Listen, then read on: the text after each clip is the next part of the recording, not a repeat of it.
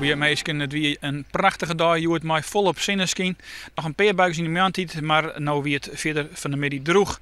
Met temperaturen van 22 of 23 graden en een zwakke tot matige noordeestelijke wind. Ook vannacht hebben we dat rijstige waar. Er is een afwisseling van bewolking en opklaringen. Het is rijstig waar. En de temperatuur die zak je starig gewoon naar zo'n 12 graden. Zoals het nou zit hebben we ook morgen een dag met zonneschijn, droog waar en een temperatuur van zo'n 19 graden. Die luidt is wat lager als joert en het te krijgen met de noordwestelijke wind. Die is matig gewoon vrij krachtig. Dan weer vertrouwen het vooruitzicht voor de komende dagen. Dat ziet er echt best wel goed uit. Sneeuwen eerst nog een wat lagere temperatuur. Er is ook wat meer bewolking. Het wordt een graad of zonnetje. De noordwestelijke wind die bloot matig gewoon vrij krachtig.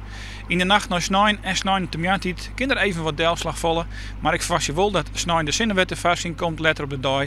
En dat de temperaturen oprennen naar 19 graden. En maandag gaat de temperaturen verder omheen. Maandag graad of 22. En dinsdag komt al de Simmense 25 graden naar staan. Het lijkt erop dat die dagen echt droog verinneren zal. Nog een hoffelijke jong verder.